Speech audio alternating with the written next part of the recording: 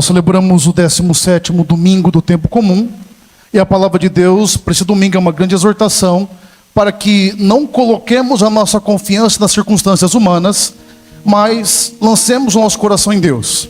Olha, uma coisa que é certa, Deus sempre faz a parte dele, nós precisamos fazer a nossa.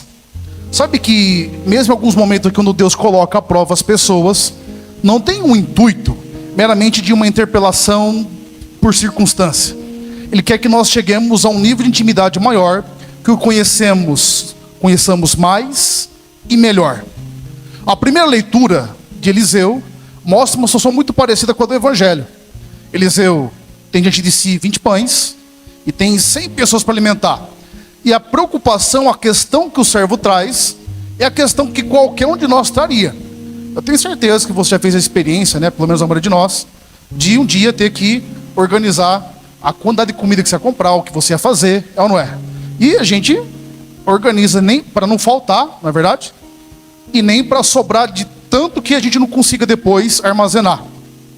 Então a pergunta, tem sentido, né? Fala assim, mas é 20 pães, e o tamanho dos homens, 100? Como é que esse povo vai comer? Só que Eliseu fala, não, para no como. Comerão e se fartarão, porque ele não fala da parte dele, ele fala da parte de Deus. Se Eliseu não tivesse confiado na palavra, não tivesse feito com que o servo fizesse o que fez, ele não teria experimentado o milagre, não teria experimentado a graça. Olha, nós podemos escolher duas maneiras de viver aqui no mundo. Ou nós respeitamos apenas a lógica humana, causa e consequência, ou nós nos confiamos em Deus e fazemos a experiência da sua providência. Sabe o que Deus quer? Deus quer levar a gente a uma intimidade tal que nós não nos sintamos meramente multidão, massa, mas saber que Ele se relaciona pessoalmente com cada um de nós. Tem um salmo, se não me engano, o Salmo 8, que diz que Deus formou o coração de cada um, que do alto céu nos olha e observa, e por todos os nossos atos se interessa. Nada que fazemos, nenhum pensamento nosso, nenhum movimento do nosso coração sai do interesse de Deus. Ele está interessado em nós e quer que nós façamos também essa experiência pessoal, repito, não de massa, não de maneira coletiva, mas para que isso aconteça, é preciso que na circunstância onde eu estou, eu deixe que a palavra de Deus tenha fecundidade, não que eu condicione a fecundidade, ela vai ser sempre fecunda, mas a maneira como eu preparo o solo do meu coração, condiciona o que de Deus eu vou receber. No Evangelho é a mesma lógica. Você imagina aquela multidão de gente, e Jesus faz uma pergunta a Filipe, para colocá-la à prova. Por que Jesus prova os corações? No fundo, Ele sempre espera de nós o melhor. Ele sabe a resposta óbvia. Às vezes nós olhamos os discípulos, e a gente critica, mas como é que esse povo não entendeu ainda? Como é que diante de tudo aquilo que eles viram, eles não sabiam que Jesus era capaz de resolver? Se eu estou no lugar de Filipe, eu falava, olha, o dinheiro dá, mas dá seu jeito aí. O Senhor é Deus? Mas eles não chegaram a esse nível de intimidade ainda. Eles até viram sinais, entenderam muita coisa, mas entenderam que ele não estava qualquer profeta, não estava mais um tanto que eles queriam proclamá-lo rei. Porque no fundo, a intenção deles ainda era uma solução humana para os seus problemas. Olha, gente, na época de Jesus tinha pelo menos 4 grupos que esperavam o Messias. Tinha os essênios, que esperavam que o Messias viria através do jejum, da abstinência, de uma vida austera. Tinha os da corte de Herodes, que esperavam o Messias propriamente da corte. Tinha os zelotas, que esperavam o Messias propriamente da luta armada. Os fariseus, que esperavam que o Messias viria através do cumprimento perfeito da lei. E assim por diante. Tinham várias pessoas que procuravam o Messias, mas um Messias que respondesse às suas circunstâncias. Sabe por que nós não fazemos a experiência de Deus muitas vezes? Que nós queremos um Deus que justifica a nossa vida, um Deus que concorde com tudo, mas não um Deus que faça ou dá passo. A palavra, quando incomoda, é para que a gente tenha transformação. E se ela parar de incomodar, alguma coisa está errada, porque Deus vai sempre exigir de nós excelência, sempre vai provar o nosso coração para que cheguemos a uma intimidade maior com Ele.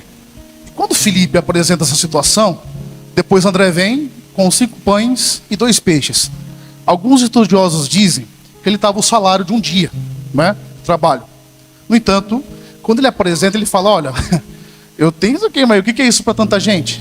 Jesus vai e realiza um milagre.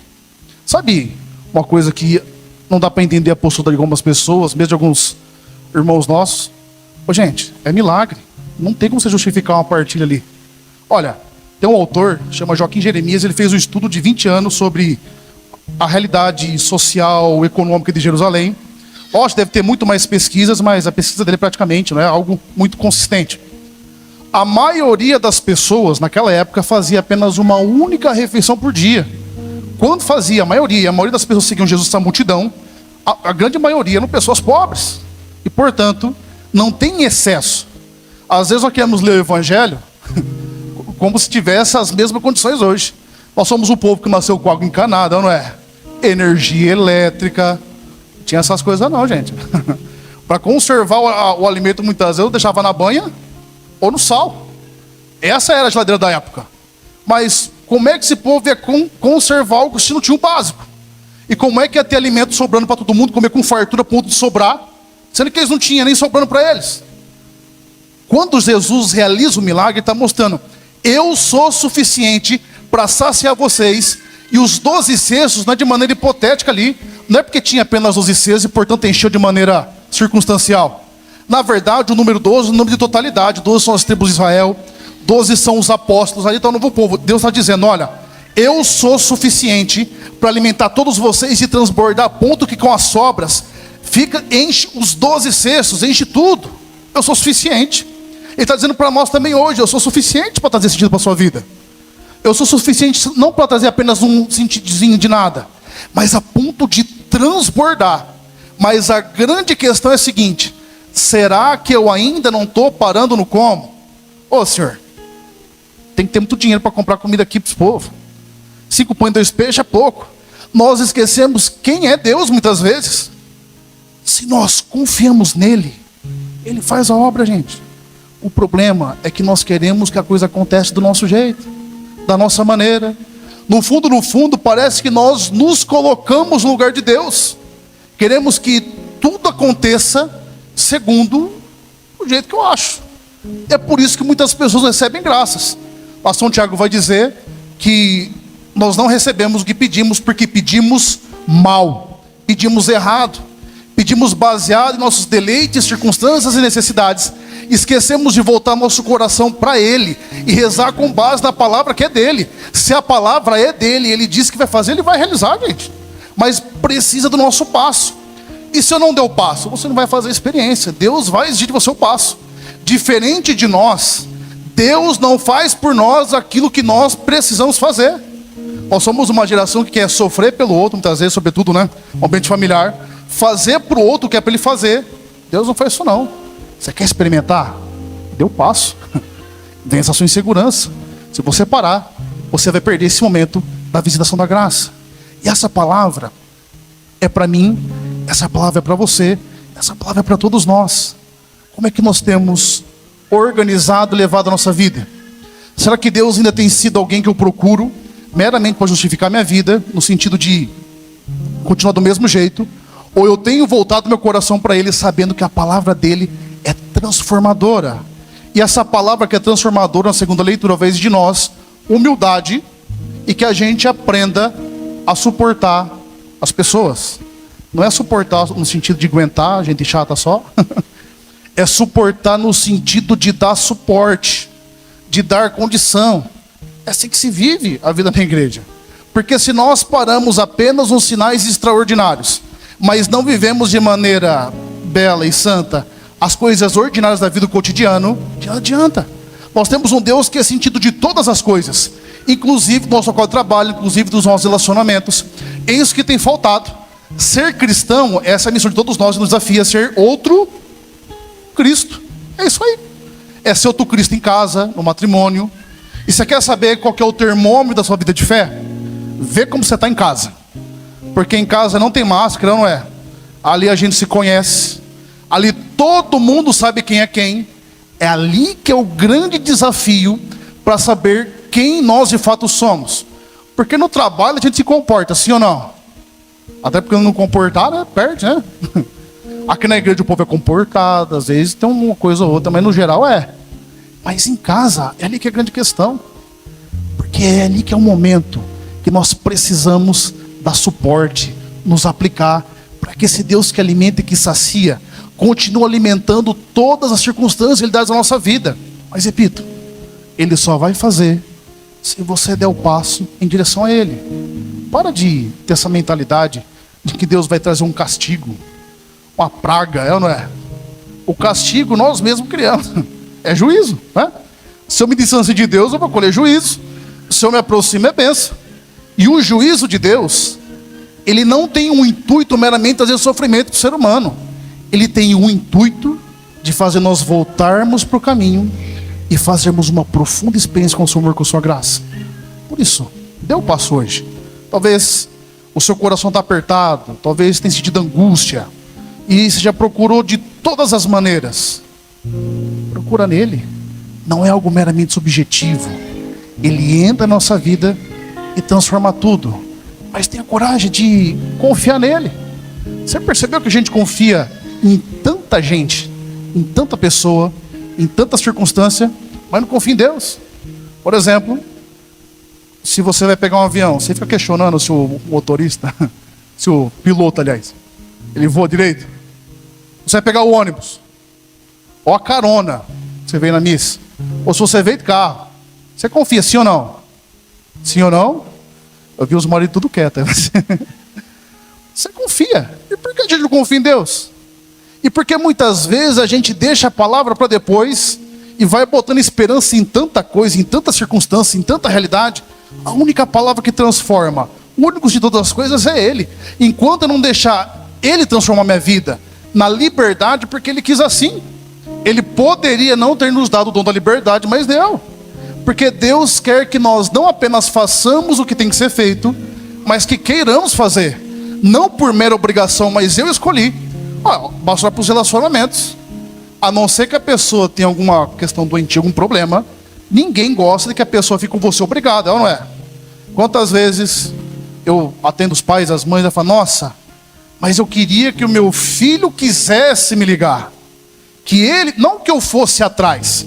No fundo, a gente está dizendo, eu quero ser procurado porque ele me ama de verdade. Como que eu estou obrigando a vir? As até obriga. Mas no fim, quer que você queira. É que nem, por exemplo, quem é casado, assim, dos casais, levanta a mão aqui.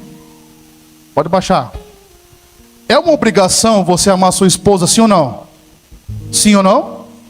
Esposa, é sua obrigação amar seu esposo, sim ou não? Mas você faz meramente por obrigação? Não precisa responder. Não é por obrigação, é ou não é? Aí você acorda e fala, nossa, bem, eu te amo, né? Fazer o quê? Deus mandou? É assim que você faz? Se fizer assim, vai comprometer seu matrimônio. Você fala, não. No fundo, você tem que amar sua pessoa. Porque você escolheu. Não porque é uma obrigatoriedade. É aquele exemplo que eu dou do povo, casei no sábado. Eu vou na missa sábado, na primeira missa, para ficar com o domingo livre. Coisa feia se você pensa assim, viu? Não vou de noite não, eles cantam demais, de noite, depois tem adoração. Eu vou mais cedo. Não estou falando quem vem na missa mais cedo é por causa disso, pelo amor de Deus, a atitude da pessoa, não é? Nós precisamos, na liberdade, dizer sim a Deus. É preciso que você queira Ele, que você agrade Ele, que nós, quando agradamos Ele, Ele se agrada de nós. E aí sim nós conseguimos dar esse passo na intimidade com Ele. Pergunta, feche os seus olhos. Baixa a sua cabeça. Peça ao Senhor essa graça nesse momento. De na liberdade entregar seu coração, seu caminho, os seus passos a Deus. Mesmo se muitas vezes está desacreditado, desacreditada. Mesmo se muitas foram as propostas, mas pouco de fato as realizações. O problema nunca está em Deus, está em nós. Pede para o Senhor essa graça, essa transformação de vida, essa existência renovada. Ele quer multiplicar, Ele quer trazer fartura, bem sobre a sua vida. Não só material, mas espiritual. Em todos os sentidos, quanto realização de vida. Entrega o seu coração a Deus nesse momento.